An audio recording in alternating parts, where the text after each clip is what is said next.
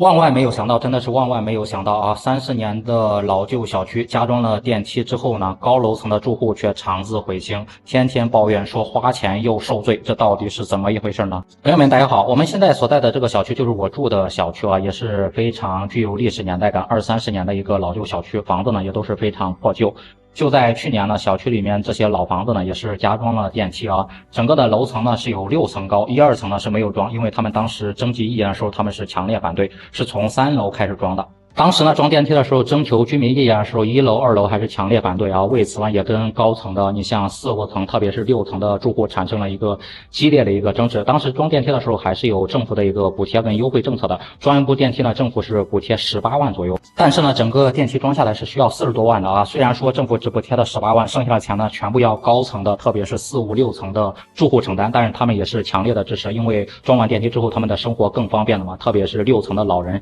平常呢下楼都是一个问题，装完电梯之后自己可以自由的一个出入，他也是非常高兴，他也愿意，当时呢也是非常愿意出这个钱的。另外一个还有非常重要的原因啊，高楼层的住户为什么就是非常支持就是装这个电梯呢？就是装完电梯之后呢，他们的房价也会随之上涨，随便涨个2、3千块钱是非常简单的。因为大家都知道啊，就这种老房子它的地理位置是非常优越的，但是为什么买二手房的人很多人不愿意买呢？就是因为没有电梯，买了房子之后呢，每天爬楼气喘吁吁，但是装完电梯之后呢，这个问题就随之而解决了啊！一解决之后，我的房子不更好卖了，更好卖之后，整个市场上面我的房价会大幅的上升，这也是高楼层住户考虑的一个非常重要的因素。但是呢，万万没想到，装了电梯还不到1年，高层的住户啊，特别是6层的住户就开始后悔了。后悔了一个最重要的原因就是费用问题啊，就是我们刚才提到的。虽然说呢，整个的装电梯是国家补贴了18万，但是总费用是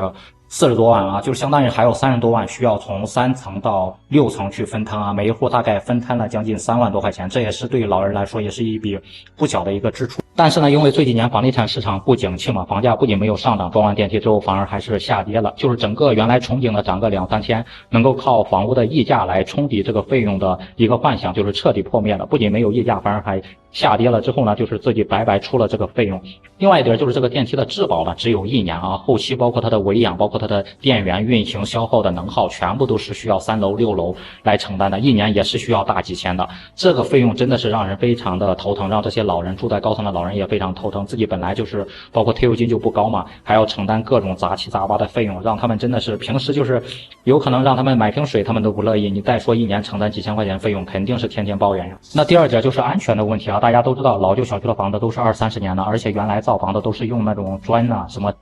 做那种砌的那种墙，并不像现在的钢筋混凝土啊这么结实啊，所以说加装电梯之后，包括钻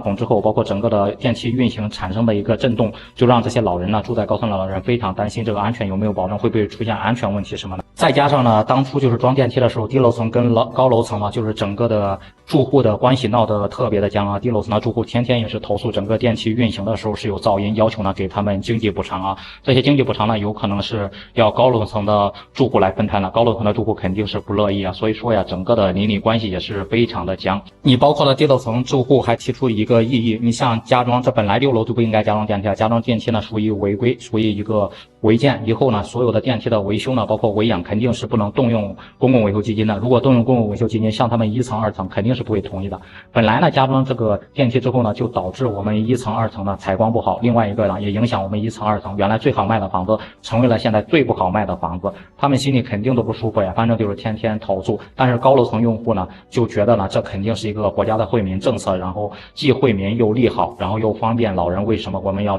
不支持呢？要反对呢？对于这种老旧小区呢，加装电梯，不知道大家遇到过没？大家是支持加装电梯呢，还是不支持加装电梯呢？可以在评论区里面留下您的观点和看法。